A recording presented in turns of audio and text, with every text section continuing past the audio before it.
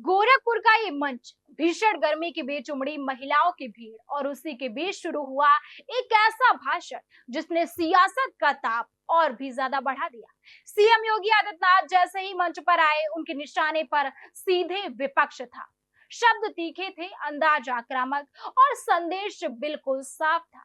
नारी शक्ति बंधन पर अब राजनीति तेज हो चुकी है। नमस्कार, आप देख रहे हैं नेशन ऑफ समाचार। मैं हूं आपके साथ शुभी शुक्ला।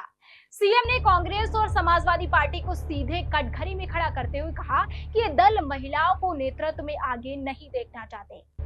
उन्होंने प्रधानमंत्री नरेंद्र मोदी का जिक्र करते हुए कहा कि महिलाओं को संसद और विधानसभाओं में 33% भागीदारी देने की पहल की गई, लेकिन विपक्ष ने इसे रोकने की कोशिश की। और फिर एक लाइन जिसने पूरे माहौल को ही गरमा दिया। देख सपाई बिटिया घबराई, ये सिर्फ बयान नहीं था बल्कि एक सीधा सियासी वार था।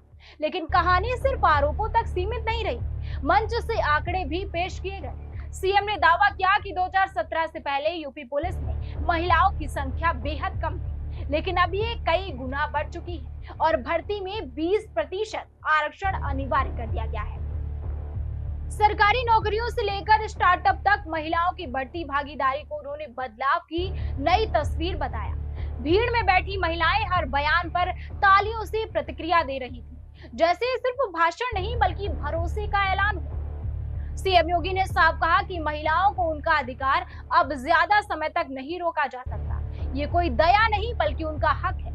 भारतीय परंपरा का जिक्र करते हुए उन्होंने मातृशक्ति को समाज की नींव बताया और कहा कि जहां नारी सशक्त होती है वहीं मजबूत राष्ट्र की शुरुआत होती है। और इसी बीच सम्मेलन में महिला सशक्तिकरण की झलक भी दिखी, जहां स्वयं सहायता समूहों से जुड़ी महिलाएं आत्मनिर्भरता की कहानी पेश करती नजर आई। लगातार कांग्रेस, समाजवादी पार्टी ये दल भटका रहे थे, उसको पारित नहीं होने देना चाहते थे। आधार कुछ न कुछ बहाना बना रहे थे।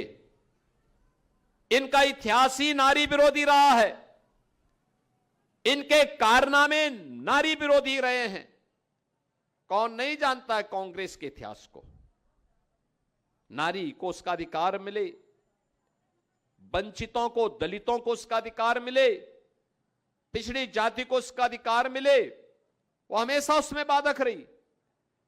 समाजवादी पार्टी तो घोषित रूप से नारी विरोधी है। नारा ही गूंजता था, देख सपाई बिटिया घबराई, ये नारा गूंजता था जगह जगह। लोग बोलते थे क्या है ये सब, आप तो गोरखपुर में तब भी सुरक्षित हैं। मध्य यूपी और पश्चिमी उत्तर प्रदेश की स्थिति क्या थी 2017 के पहले? बड़े परिवार, हर परिवार ने या तो बेटी को स्कूल भेजना बंद कर दिया था या दूर अपने रिश्तेदार के यहां भेज करके वहां उसको पढ़ाते थे, यूपी के बाहर। और आज मुझे अच्छा लगता है जब मैं यूपी के अंदर किसी भी जनपद में जाता हूं और मैं देखता हूं कि बेटियां स्कूल जा रही हैं बिना रोक टोक के।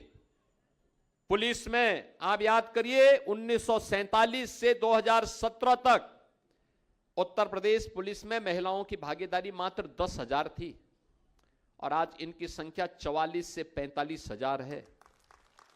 कितना गुना बढ़ा? ये 9 वर्षों में इतनी संख्या, बड़ी संख्या हो गई। अब बड़ा सवाल यही है, क्या नारी शक्ति बंधन पर छिड़ी ये सियासी लड़ाई आने वाले चुनावों का मुद्दा बनेगी या फिर ये बहस सिर्फ मंचों तक ही सीमित रह जाएगी? फिलहाल गोरखपुर से उठी आवाज प्रदेश की राजनीति में एक नई गूंज बन चुकी है। बने रहिए हमारे साथ और देखते रहिए नेशन ऑफ समाचार।